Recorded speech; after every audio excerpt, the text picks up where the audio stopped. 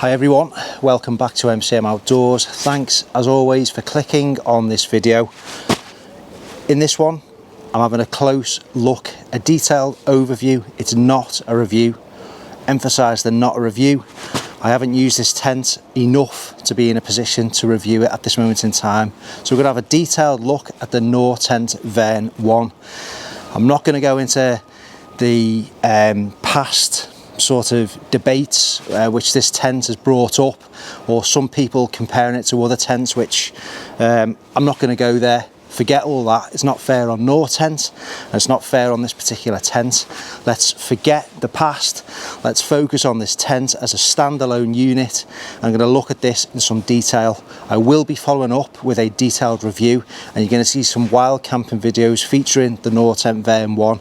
So with all that discussed and aside, let's get it pitched, and we'll be going into minute detail. So if you don't like boring tent videos, this isn't for you, but if you like detail, stick with us to the end. Apologies in advance for the background noise. Anyone that's ever tried to film a video in their own back garden in an urban area will realise the struggle is real. Anyway, the tent comes in this nice stuff sack with a nice Nortent sort of leather logo just stitched onto the front there, so it's a nice touch. You've got a grab handle at one end of the pack and a drawstring closure with a metal grommet around, so it's not going to fray around the other end. I find that handy whenever you want to get the tent out your pack, if you're storing it vertically inside. We'll open it up. You get your information leaflet, your bag of pegs, some spare fabric, some spare guy lines in there, and it is wrapped with this bit of Velcro cord or strap just to keep it all together and make it a little bit more compact for getting it inside your pack. That is what you get inside. Not forgetting the poles. Nortent have now upgraded these following some feedback from various customers. They are now 9mm poles as supplied as standard with the Nortent Vern 1. So we'll get it pitched and then we'll go over all the features and we'll look inside. So there's various spares in here, zipper pulls, O-rings, a couple of rubber grommets and some fasteners, which is nice to see. That is actually always a good touch. Not all tent manufacturers do that. The pegs are Y stakes, so I'll show you that a little bit closer up. Nice and robust, decent length to them, and that's it in cross section. Like a letter Y where they get the name. Very good holding capabilities. Always start at one end, give it a bit of tension on the opposite end. You're not meant to use your feet, but I do. Don't overly tighten the tent at this point. You can make some fine adjustments as and when you've got it loosely pegged out. It's always best practice, especially if you're winter camping and you've got crampons on. Get used to giving yourself a buffer zone around the tent fabric. One unfortunate step onto the flysheet material with snow spikes or crampons means that's the end of your expensive flysheet until you repair it. Right, so I'm sorry about the shadow, it's not ideal, but that's what we're working with in this environment. So there you go. That's the shape of it pegged out. 6 pegging points on the actual tent body itself, obviously excluding the guy lines. We'll now be in a position to insert the poles. So in terms of the poles supplied with the Nortent Vern 1, they are not branded by any of the mainstream. They're not DAC, they're not Eastern. They've got Nortent stamped on them, and based on some feedback from the customers, they've now upgraded and now supply the Vern 1 with 9mm poles. I believe if you bought one of the earlier models with a shorter diameter, if you contact Nortent, good customer service, they will send out 9mm poles to you, so get in touch if that's the case. Obviously just adds a little bit more strength, but the pole arches are colour coded and there's a blue short pole. This just goes in first. I am going to zoom in and show you in a lot more detail, but again, when you've got these sort of robust kind of nylon material pole cups. Just make sure the pole is seated all the way to the base. Keep control of the other end. You don't want it to flick up and hit you in the eye. And there you go, there's the first pole in. And it's the two long poles. But we're just working our way round. Again, whenever you buy a tent and you're wild camping in some of the more challenging conditions, get used to pitching it in the back garden. Go out on windy days, get out there and do it. So essentially you can do it with your eyes closed. So it's just these clips, you can't get it wrong. Easy to operate with gloved hands, and you can even do it with one hand. That's how easy it is. So the guy lines, again, similar to another tent which I've used for many years. You've got these fabric loops, an O-ring, and then the guy line starts from that. You've also got a little elastic kind of stay with a toggle on it, so you can use that to keep the bundle together when you've packed the tent away. I don't do that. I mean, I've got them, I can take that off to save a gram or two. I don't really care about things like that.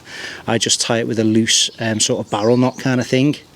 So how these go, they're meant to go around the poles. So a little bit of tension, fold it back on itself through its own loop, pull it all the way through, and that's how you're meant to use these. So I'll attach the guys and I'll come back to you. So that's the tent fully pitched and guyed out. If I was on an actual wild camp, I would have these guy lines to the longest extent. That's when they're at the most efficient, but I'm restricted in terms of room here in this garden. What I'm going to do now is switch to a different camera, which is going to allow me to show you in greater detail the individual components, some of the finishing on the tent. We'll go external and then we'll have a look in detail at the inside of the Vern 1. So these are the spares that you get with the tent. So this is just an emergency pole sleeve. It's just a tube of aluminium that slides over the damaged pole, for example where my thumb is, and that'll just get you through your camp, hopefully to the next day where you can get a more long-term repair or replacement pole section. You get a nice brush, that's for the zip. Zips on your tent, really important to care for. Other manufacturers, Hilleberg, obviously state that you need to take good care of your zips. Dirt, sand, mud, get into the habit of looking after your tent. It's a substantial investment at the end of the day. So if you give the track of your zips a nice brush down with this at the end of every camp, or when you get home and you're drying your tent off, it's just going to ensure some longevity and make sure that you get best value for your money. You get two spare Dynemet guy lines. You get this small rubber O-ring which is used to attach the guy lines to the points on the fly sheet. You get a spare buckle, a spare bit of elastic cordage, nice loop, and some material for patching if you are unfortunate enough to tear your fly sheet. So if we have a bit of a walk around the tent, show you the shape. I'm not going to pass comment on anything, my opinion at this stage. I'm just showing you the tent. It's fairly flat, as you can see. And it's got this wide section of fabric on the top. Now you can see where the poles attach. There's the fabric, wraps around the end there for your head and feet guy lines. Sorry about the shadow. Here's the plastic clips, and here's some of the stitching.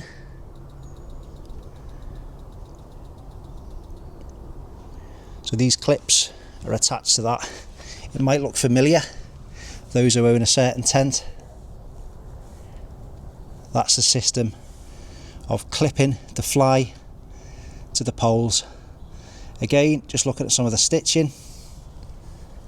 This is down to the flapper material over the door. Now the peg out points on the fly, you've got these. I'm not sure what type of material that is. It's fairly robust, and then you've got a fabric loop which comes out, so the poles then go into a fabric sleeve, runs down into this cup, It's got a sewn in base, and then there's your pegging point. That's the same for all of the sleeve holders around the tent.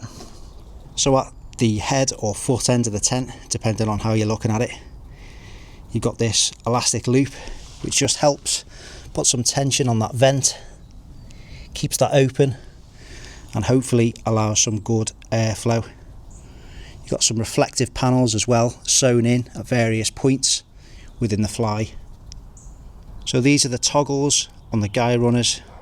They are luminous, they glow in the dark, pretty similar to other designs which I've used. So far in practice, this hasn't slipped. That gives you a bit of an idea of the thickness of the guy lines which Nortent use, and like I mentioned, you get one of these spare O-rings which the guys go into. In practice, that means that if it's windy, the end of that guy line is free to move about with hopefully a little bit less friction, and it's not just tied down to one particular point. So just a quick note on the materials used for the Vern 1. The fly sheet is ripstop silnylon 30 denier with a hydrostatic head of 3000mm.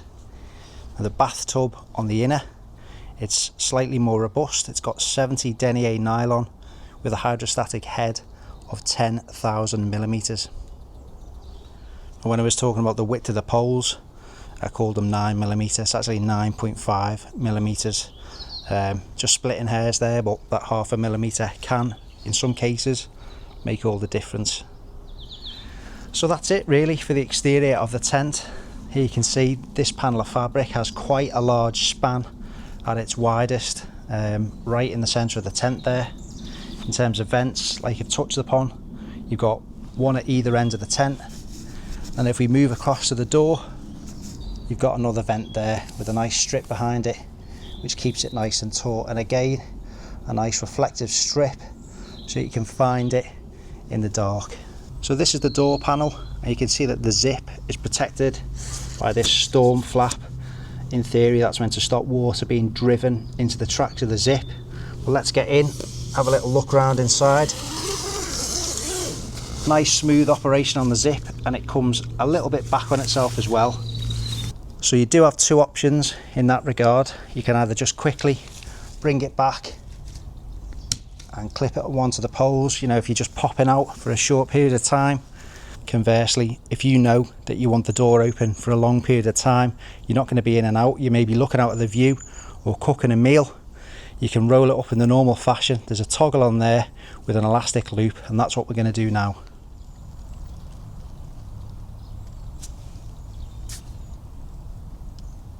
So this tent has a bit of an ace up its sleeve in that it's got two doors. It's got the ability to have either panel open as your door. Now that's good with changes in wind direction, and just so you get more of a view, essentially one side of the tent can be open to take in those spectacular mountain views. So if we move down to the zip, they haven't scrimped because you've got another option for a short term, clip it out the way on one of the poles, or same exactly as the other door, roll it up and into that toggle. So it's great for this demonstration to have the whole front of the tent open, and that's what we're going to do. Now that is nice. That is something I really like about the tent. Imagine that, you've got mountain views in this direction, you've got the ability to essentially open one side of the tent fully. That's a nice feature, and again, if the wind's blowing from this direction, you can close that one, likewise the opposite. So that's good to see, I like it. You can see that the footprint on the Vern 1 essentially covers the vestibule or the porch area. That also aids in condensation management. You haven't got that water vapour coming up into the inside of the tent because you've got a nice barrier there which is impermeable to water and water vapour. You've got the straps on the doors which just keep the tent so it keeps its shape, doesn't pull or distort. That's what they're for. They've been tensioned correctly when it leaves the factory, but you do have some toggles on there just to tweak it yourself. You've got a nice bright yellow inner fly material. You've got this huge circular, it's almost oval shaped door. The zipper pulls, it's double zipper. They all glow in the dark. You've got a bug mesh and then the fly material behind that. You've got the ability to just have the bug mesh on, and you've got toggles for each part. So you can have the bug mesh across, you can have the fly across, or you can tie both of those out of the way. So let's get it opened up, see what it's like for room. So we go shoes off. It's one of my tent rules. But here we go. So I am 6 foot tall, obviously got a cap on, which probably gives like, you know, 2mm extra height, and just about able to sit up. My head is just touching. I'm not going to start comparing this tent yet to others, so I'm just showing you the Vern one. I will speak about comparisons in materials, design, and construction in an upcoming video after I've used it in some different conditions. So yeah, for taller users, you know, your head might just touch the top, but that's never a problem for me. Obviously if you've got your mat in here, that's going to take, you know, some of that vertical height away as well, but it's never an issue if you've got Hilleberg Actos. I've got a Fjallraven Abisko Light one. That's a really low tent. I don't mind being, you know, hunched over.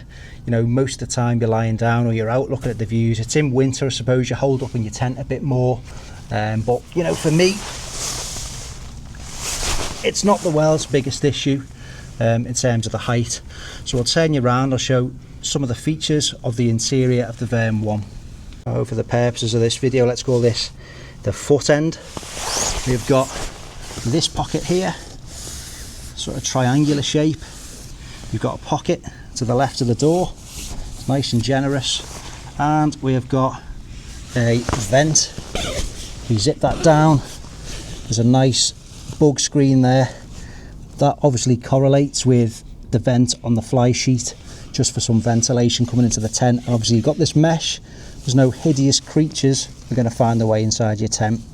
You've got the ability, if you want, I'd never bother with this, that's maybe something you could do away with to save a little bit of weight. If you're one of those gram counters, which I'm not, you have got a toggle and a loop just to get that rolled out the way. But for me, that's not an issue, just leaving it like that. It tucks quite neatly just as it is. If we move round to the other end of the tent, exactly the same. Triangular mesh pocket, and you've got a panel of fabric which you can open to allow some airflow through the tent. And exactly the same, more of a rectangular mesh pocket on this side. So we'll lie down and we'll see how much room we've got. So it's quite hard to demonstrate, but if I was lying down, I will turn the screen round. That shows you how much room there is to spare. I've still got ample room, same to my sides.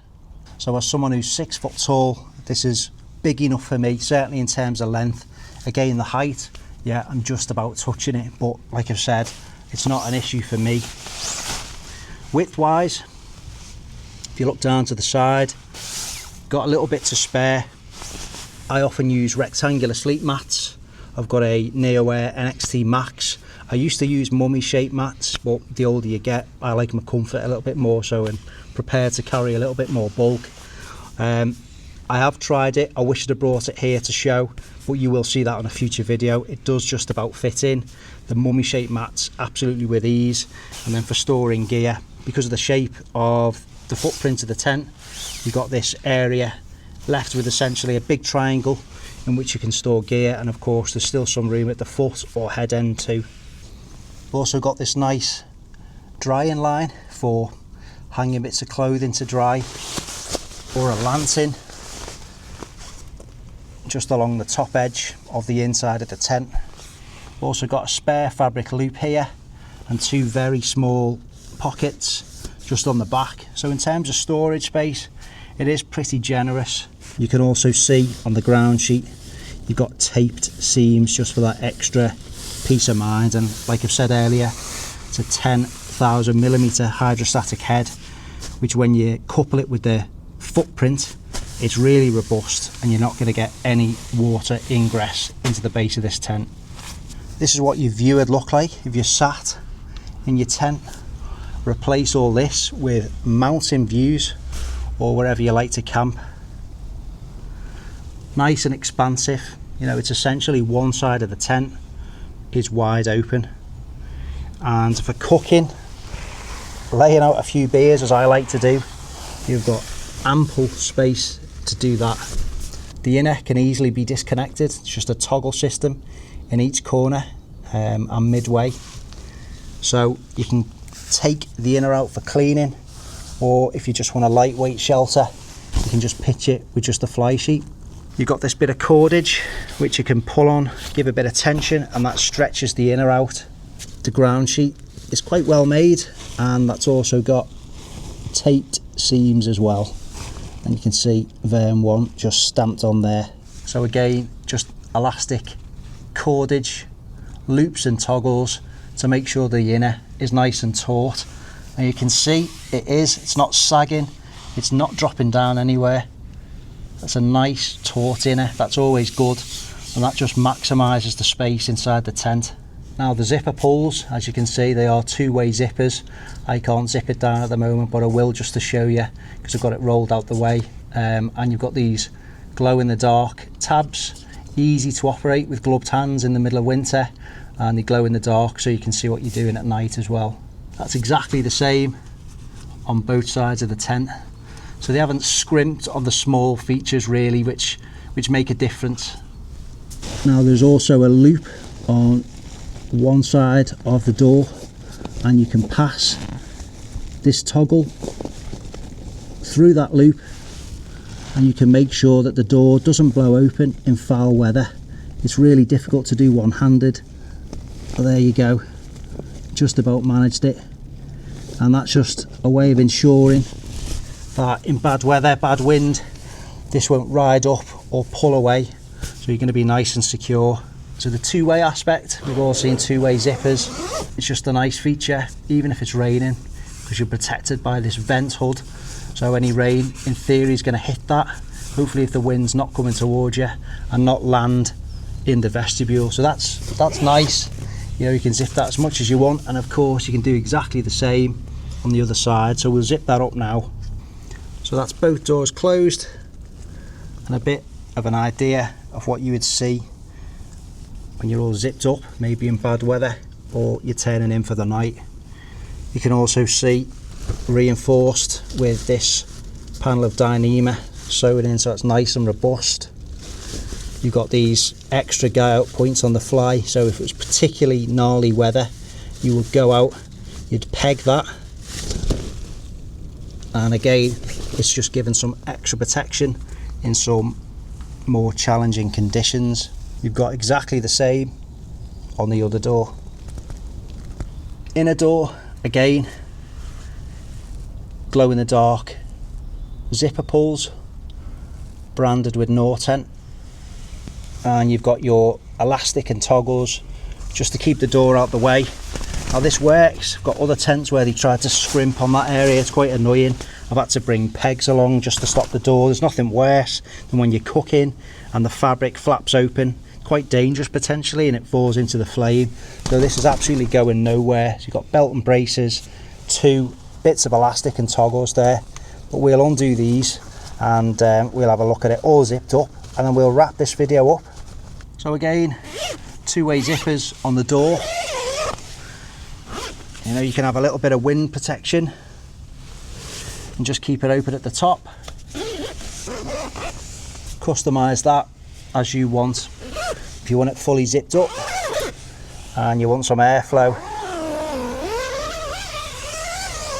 there's our bug screen that prevents any nasties getting in and spoiling your camp.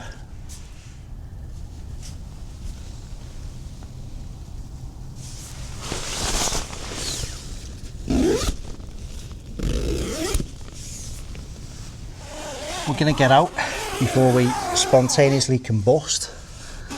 as it is far too hot to be inside this tent.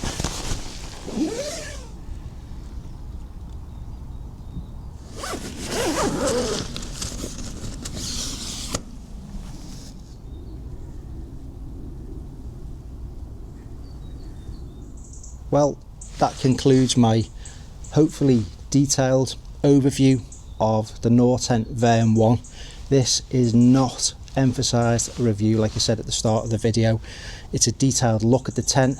I will get into the detail of my opinions. I'll also be making some comparisons with another tent which it was compared against in a future video, but for now I need some further testing. The weight, I forgot to mention that, but any other bits I'd flash up as information as text in the video anyway. But it's 2.6 kilos. There is a minimum weight, but I always discount that because you usually bring in the bag. But 2.6 kilos, so it's not a bank breaker, certainly for me.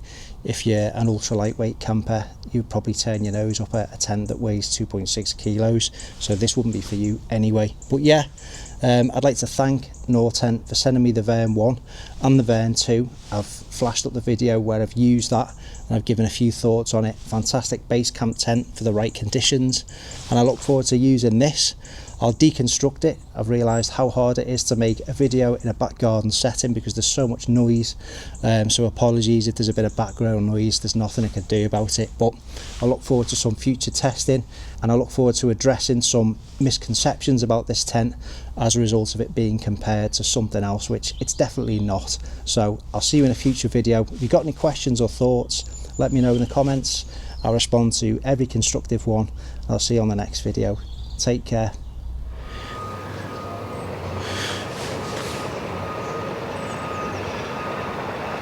Sorry, cancel the video as always.